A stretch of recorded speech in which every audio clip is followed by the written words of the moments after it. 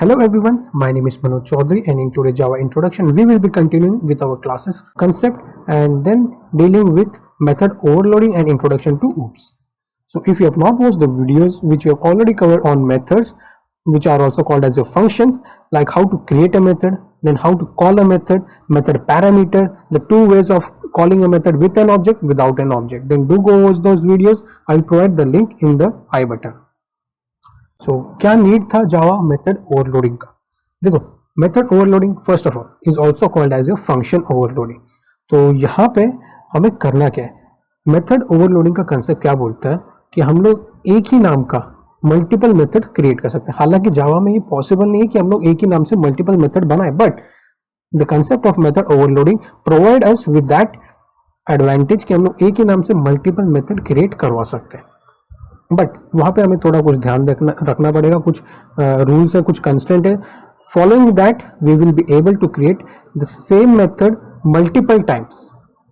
So what are those constant? Let's see them. देखो, multiple methods can have the same name in Java, but the only thing that matter is the number of parameters which we pass in those methods should be different.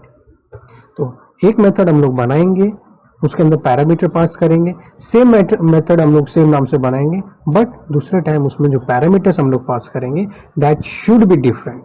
तो ये एक rule है in Java that allow us to create same method with the same name. Method with the same name can be created multiple number of time, but the matter of fact is that just pass the number of parameter in each and every method with the same name but in a different number. The different number means, suppose in this example we will take, I have created a method, my method, and in the first case I have passed the parameter only once. Only one parameter has been passed, that is int x. In the second example I have created the same method, my method, but the number of parameter is 2 over here. Okay. And similarly in the third case I have created a method, my method, and number of parameter which I have passed is 3. So double x, double y and double z. Okay, one thing also you can note over here, ये जरूरी नहीं है कि हम लोग यहाँ पे एक ही फॉर्म का इन डेटा टाइप पास करें. Like see in the second वाला example, my method int x int y. ये just for example I have written over here. You could also write it as int x char y या फिर string y in that case. तो not compulsion कि आपको सिर्फ एक ही data type के values parameters आपको उसमें पास करना है. Just we will see an example for this, and from that you will get an idea of how to create a method with the same name. Over here I have created a class whose name is info. The class info has been created.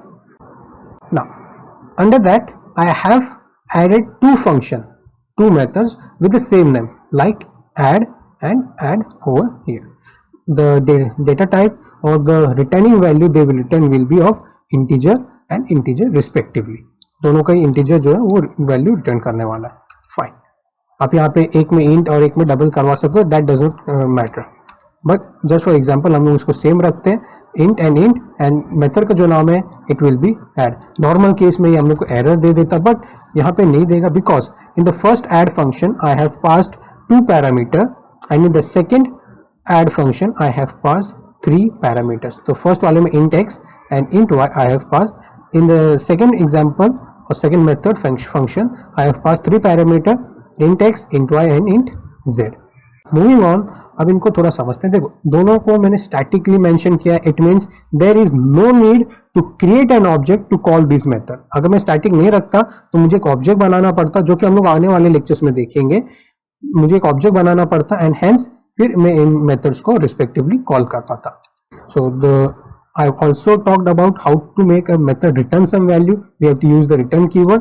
तो यहाँ पे 2 parameter pass हुए हैं and addition perform करवा रहे हैं, तो यहाँ पे x plus y have written as. Similarly यहाँ पे भी सेकेंड वाले मेथड में भी एडिशन ही करवाने वाले हैं एंड 3 पैरामीटर है, तो x plus y plus z तीनों का एडिशन रिटर्न हो जाएगा. Coming to the main method, public static void main, and यहाँ से हमारा एग्जीक्यूशन स्टार्ट होगा. First of all coming to the first line in the main method, int result 1 दिखा है. हेंस जैसे ये लाइन रीड होगा बाय जावा तो एक रिजल्ट वन नाम का variable will be created in the memory. Equals to से असाइनमेंट ऑपरेटर यूज कर दिया है। असाइनमेंट ऑपरेटर क्या बोलता है, द राइट साइड जो वैल्यू होगा that will be given to the left side variable. तो अब राइट साइड में कोई वैल्यू नहीं है, वहां पे मेथड पास हुआ है, हेंस वो मेथड पहले तो कॉल होगा ऐड 10, 2। अब जैसे ही ये लाइन रीड होगा हमारा Java will switch to the method. दो ऑप्शन है उसके पास, एक यहाँ पे जा सकता है क्योंकि यहाँ पे भी ऐड फंक्शन उसे मिलेगा, एंड यहाँ पे सेकंड वाले केस में भी उसे ऐड फंक्शन मिल रहा है। बट यहाँ से वो एक डिसीजन लेगा कि उसे इन दोनों में से कौन सा चूज करना है। अब वहां पे वो मैच करेगा नंबर ऑफ पैरामीटर्स, एंड इसीलिए मैंने बोला कि आप अगर सेम नाम से फंक्शन बना रहे हो but number of parameter should be different, तो यहाँ पे नंबर ऑफ पैरामीटर काउंट होंगे एंड बेस्ड ऑन दैट आपका डिसीजन लेगा जावा कि उसे फर्स्ट वाले ऐड को चूज करना है या फिर सेकंड वाले ऐड फंक्शन को एग्जीक्यूट कराना। तो यहाँ पे दो पैरामीटर पास हुए हैं एंड हेंस जो the add function with the number of parameter equal to 2 वो वाला function will be called. तो Java from here will directly switch to this add function और add method। अब यहाँ से दो वैल्यूज लेके आया है रिस्पेक्टिवली 10 and 8, तो वो दोनों वैल्यू x और y इंटीजर को पास ऑन कर दिया जाएगा। तो जैसे ही x एंड y की वैल्यू 10 and 8 रिस्पेक्टिवली हो चुकी है, हेंस हम लोग आ जाएंगे मेथड के अंदर एंड लिखा क्या है लाइन वहां पे एग्जीक्यूशन का, return x plus y, that means return 10 plus 8। तो 18 जो होगा वो रिटर्न हो जाएगा from here to this particular line. अब ये जो लाइन है this has now become int result 1 equals to 18। अब assignment operator as I said right वाला वैल्यू लेफ्ट को दे दो एंड रिजल्ट 1 की वैल्यू जो है नाउ हैज बिकम 18।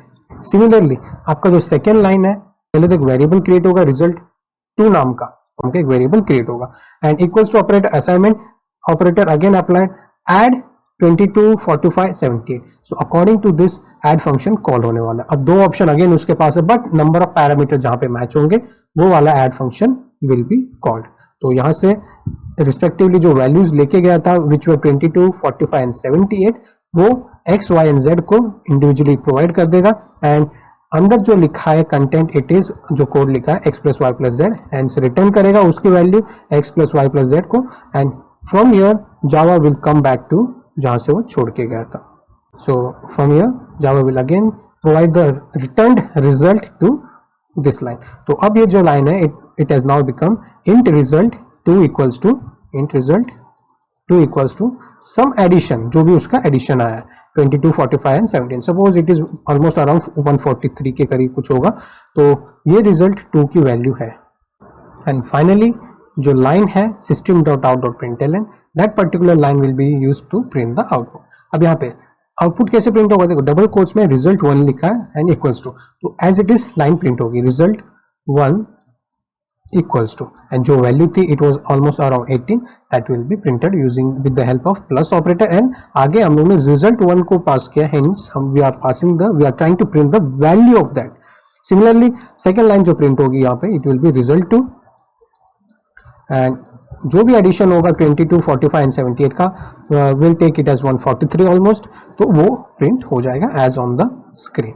तो इन दिस वे आपका ये प्रोग्राम रन होगा of method overloading. Normal case में ये वर्क नहीं करता but since we have pass the number of parameter with different numbers means पहले में 2 पैरामीटर पास हुए, सेकेंड में आपके 3 पैरामीटर्स पास हुए। ऐसे नहीं कि हम लोग वैल्यूज की बात करें, no we are talking about the number of parameter in that function. So this was the program for method overloading. यहाँ पे आप n number of methods create कर सकते हो ऐड नाम से, just pass the number of parameters in a different quantity. Okay, now coming to the next concept, it is OOPS. OOPS stands for Object Programming Language और Object Oriented Programming Language। नाम से ही हमें समझना चाहिए Object Oriented means हम सभी चीज को रिवॉल्व करेंगे around the object part.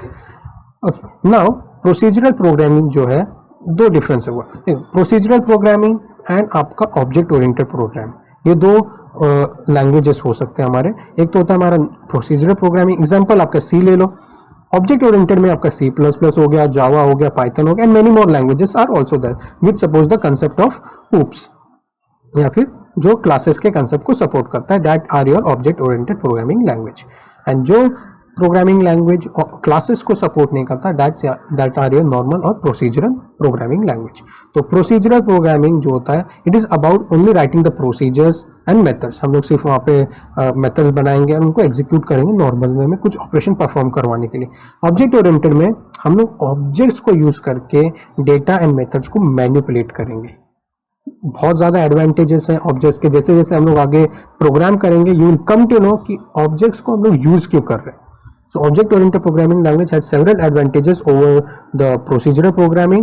and first हम लोग बोल सकते हैं कि oops को अगर हम यूज करेंगे, ऑब्जेक्ट्स को यूज करेंगे फॉर एग्जीक्यूशन, तो हमारा फास्टर एंड इजियर वे हो जाएगा एग्जीक्यूट करने के लिए प्रोग्राम को।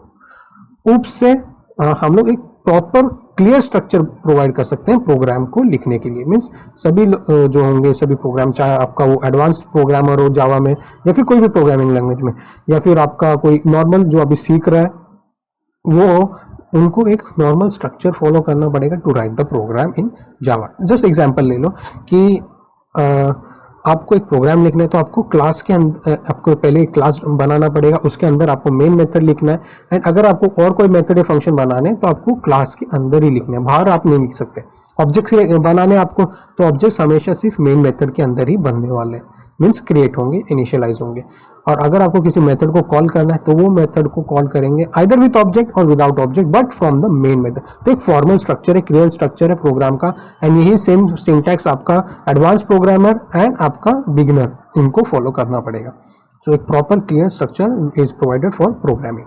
oops जो होता है, ये हमें इंप्लीमेंट करवाते हैं कंसेप्ट जिसे हम लोग बोलते हैं dry, DRY, dry, don't repeat yourself. And यहाँ से हमें एक इजियर वे मिल जाता है for non repetition of code. And we can also say as the concept of inheritance यहाँ पे स्टार्ट होता है।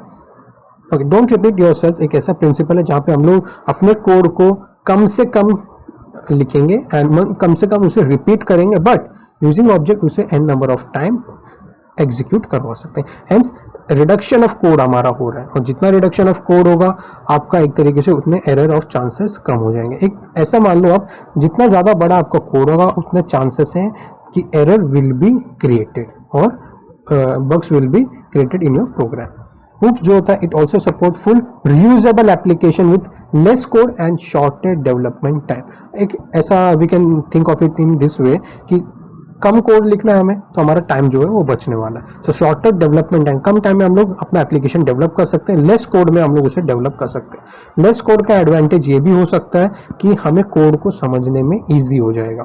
ज़्यादा बड़ा कोड है, it will be hectic task to understand, and hence oops जो होता है, it makes our code easier to understand, easier to modify and also debug. Okay, coming to the next concept of classes and objects. Now we will understand classes and objects होता है। एक example लेते हैं। देखो, class को आप as a template मान सकते हो, टेम्पलेट या फिर एक ग्रुप की तरह सोचो।